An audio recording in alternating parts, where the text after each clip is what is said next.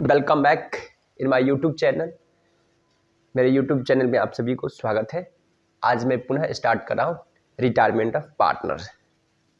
तो मैंने इससे पहले 4-5 क्लासेस कंडक्ट करवा चुका हूँ।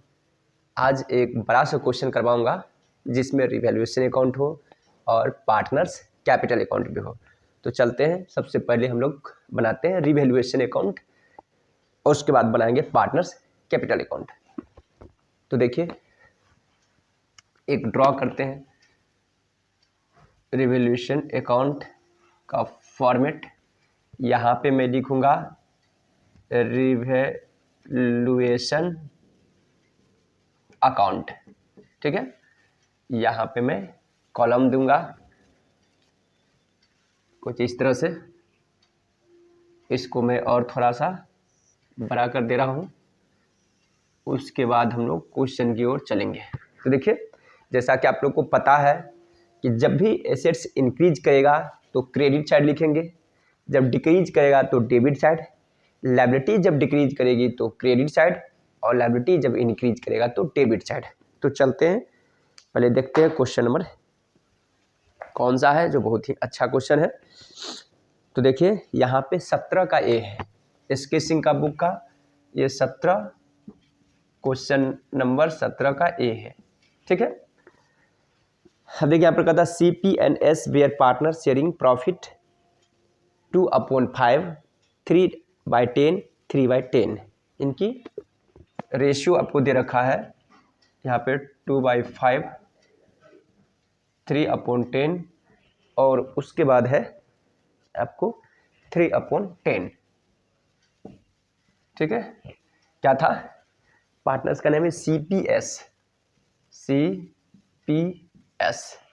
और इसमें कहता है P ने रिटायर कर गया, ठीक है। ऑन दैट डेट एसेट्स और लायबिलिटीज में इस तरह से रिवैल्यूएशन हुआ। तो देखिए, सबसे पहले हम लोग को बेस इक्वल करना होता है, ठीक है। तो बेस इक्वल करने के लिए हम लोग को किस चीज़ से मल्टीप्लाई करें ताकि ये 10 है 10 आ जाए, ठीक है। तो कुछ इस तरह से हम लोग को ये करनी होगी। तो यहाँ पे मैं 2/2 से मल्टीप्लाई कर दूंगा तो 4/10 हो जाएगा, ठीक है। ओके सर, यहाँ पर समझेंगे 4/10। अब देखिए, कहता the goodwill of the firm is to be valued, कहता 7,000 था। P retire on the date on the following time. Stock and building are to be appreciated by 10%। Stock और बिल्डिंग बढ़ गया 10% से, तो बाई साइड लिखूंगा। स्टॉक देखेंगे कितना का था, बिल्डिंग है आपको 18,000, स्टॉक है 10,000, तो 10% बढ़ा तो 1800। तो यहाँ पे होगा बाय बिल्डिंग 1800, स्टॉक होगा कितना था 10,000, तो 10% क्या होगा 1,000। मैं एक बार देख ले रहा हूँ ऑन कैमरा क्या दिखाई दे रहा है। हाँ सर, क्लियर है एकदम, ठीक है। उसके बाद देखिए, कहता है plant and motor car to be depreciated by 10%। Plant और मोटर कार जो है 10% से डेप्रिशिएट कर गया, मतलब डिक्रीज किया। तो देखेंगे प्लांट है 14,000, तो 2 हो जाएगा, 2 प्लांट हो जाएगा 1400, फिर 2 मोटर कार का देखिए वैल्यूज कितना है। मोटर कार है आपको 4,000, तो ये हो जाएगा आपको 400, ठीक है। आई होप कि आप लोग समझ पा रहे होंगे, एकदम इजी वे से चलेंगे।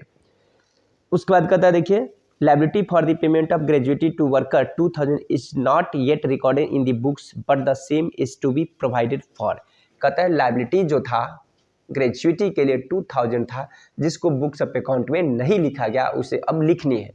तो लायबिलिटी इंक्रीज क्या, तो मैं क्या करूंगा 2 साइड लिखूंगा, 2 provision for gratuity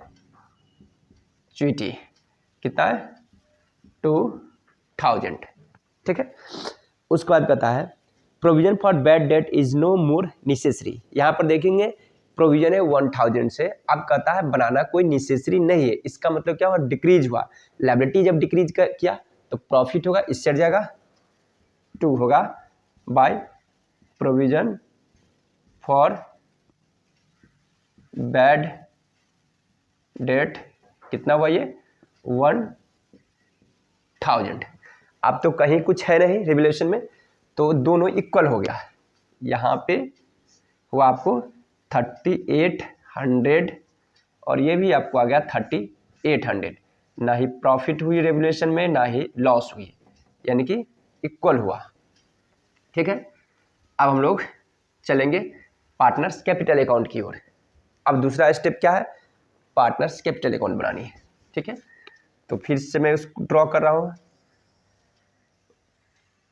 partners capital account के लिए यहाँ पे 3 पार्टनर है, इसलिए क्या होगा 3 कॉलम, 1 2 1 2 3।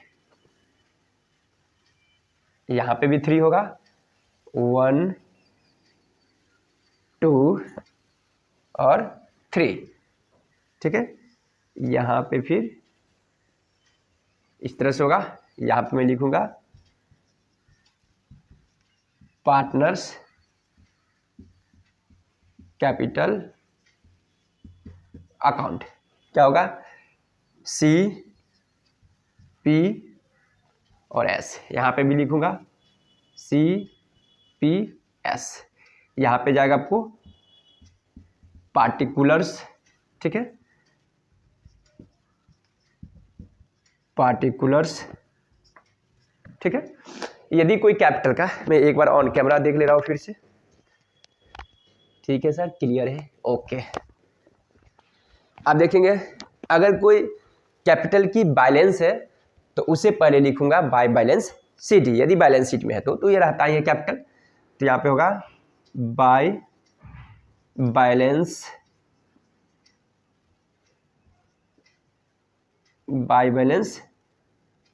BD। ठीक है, तो देखेंगे कैपिटल कितना था, कैपिटल था CPS का 16 12 10, 16,000 12,000 और 10,000। ठीक है, रिवैल्यूएशन को यदि प्रॉफिट होता तो इस साइड जाता, लॉस होता तो इस साइड जाता, बट ऐसा कुछ नहीं हुआ। आप देखेंगे गुडविल के बारे में बोला है, फर्म का कहता है गुडविल का वैल्यू था कितना 7000।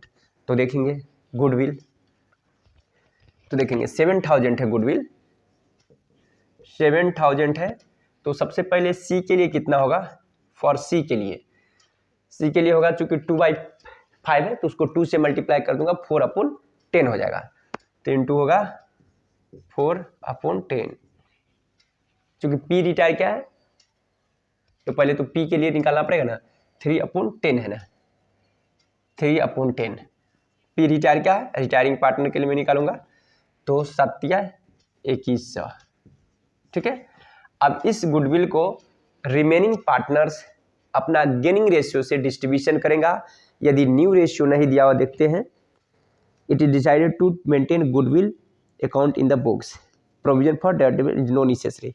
अब देखेंगे जब न्यू रेशियो नहीं दिया हुआ है तो जो ओल्ड रेशियो होता है वही गेनिंग रेशियो होती है। तो देखिए ये बचा 4/10 और ये बचा 3/10। तो ये 4/10 और 3/10 के रेशियो में डिस्ट्रीब्यूशन कर लेगा। ठीक है, तो यहाँ पर कितना हो जाएगा इसके लिए, ये हो गया आपको C और ये हो गया S के लिए। ठीक है, तो 4 21 चौक, ये हो जाएगा 10 2 से 10, तो 4 दूना 8 और कितना होगा 21 से जब आया तो देखेंगे कैलकुलेशन, मैं थोड़ा कैलकुलेटर से कैलकुलेट करता हूँ, नहीं तो गलतियाँ भी हो सकती है।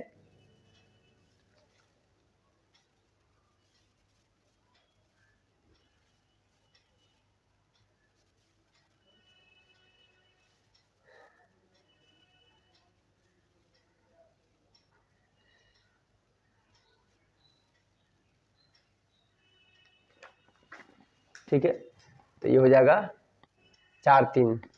ठीक है, तो ये 4/3 का रेशियो आएगा इसका, चूंकि रिमेनिंग पार्टनर के क्या बचा 4:3, तो ये हो जाएगा 4/7, ये हो जाएगा 7। क्या समझे? क्योंकि रिमेनिंग क्या बचा, 4 अब 3 बचा, यानी कि 4:3 का रेशियो हुआ, यानी कि 4:3 का रेशियो हुआ। तो ये हुआ। अब 7 आए 21 300, तो 4 तिया ये 1200 आ जाएगा और ये 3 तिया 900। ठीक है। सी के लिए तो गुडविल इसमें जाएगा, तो मैं यहाँ पे लिखूंगा बाय, क्या था पहला, सीज पार्टनर्स कैपिटल अकाउंट, ये गुडविल के लिए हुआ। किसको मिलेगा, तो पी को मिलेगा। ये 1200 देगा सी, और एस देगा by SS partners capital account, ये देगा 900।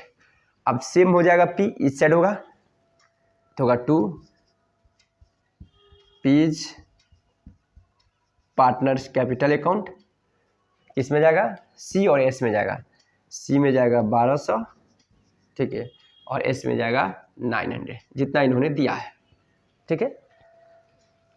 अब और देखेंगे कुछ और है तो उसका भी इंट्रीज होगी। रिजर्व है, रिजर्व आपको कितना था, 5000। ठीक है। तो पार्टनर्स बांटेगा, तो बाय रिजर्व है, 5000 है रिजर्व। तो इसको रेशियो है 10, 4/10 का रेशियो। ये तो सब बांटेगा 4/10 ये, तो 5000 को बांटिए, 5000 को 4/10 इक्वल टू हो जाएगा 5 चौक 20, 2000 होगा। ठीक है। इसके लिए होगा 3/10 इक्वल टू होगा 1500, और उसके लिए भी होगा 1500, 3/10 इक्वल टू होगा 1500। ठीक है। ये होगा सी, पी और एस के लिए। ठीक है। तो यहाँ पर मैं लिखूंगा 2000, 1500, 1500। ठीक है। और तो मेरे समझ से कुछ है नहीं, अब कुछ है ही नहीं। अब मैं इधर ज़्यादा है, एक्सीड कर रहा है, मैं इसको ऐड करूँगा। ठीक है। इसको मैं ऐड कर दे रहा हूँ। इधर होगा 16 2 18,000, इधर होगा 12, 13 200, 14 100, 14 1 15, 15 600। ठीक है। इधर बैलेंस देखते चलिए। ठीक है। 10 11,500। ठीक है। अब तो कुछ नहीं है, और इसको पेमेंट के बारे में नहीं बोला है तो इसको लोन में ट्रांसफर कर देंगे। ठीक है। यहाँ पर हो जाएगा 2 पीज लोन अकाउंट। पी में टोटल का टोटल घटेगा 15,600, और यहाँ पे होगा 2 बैलेंस सी डी, 18 में से 12 गया तो 16,800, ये बचेगा 16,800। ठीक है। ये 11 में से 9 गया तो 5, तो 10, 10,600, ये बचेगा 10,600, ये हो जाएगा 11,500, ये होगा 15,600, ये होगा 18,000। तो आई होप कि आप लोग को क्वेश्चन समझ में आया होगा। तो कुछ इस तरह से हम लोग क्वेश्चन को सॉल्व करेंगे। Okay, bye bye, have a nice day.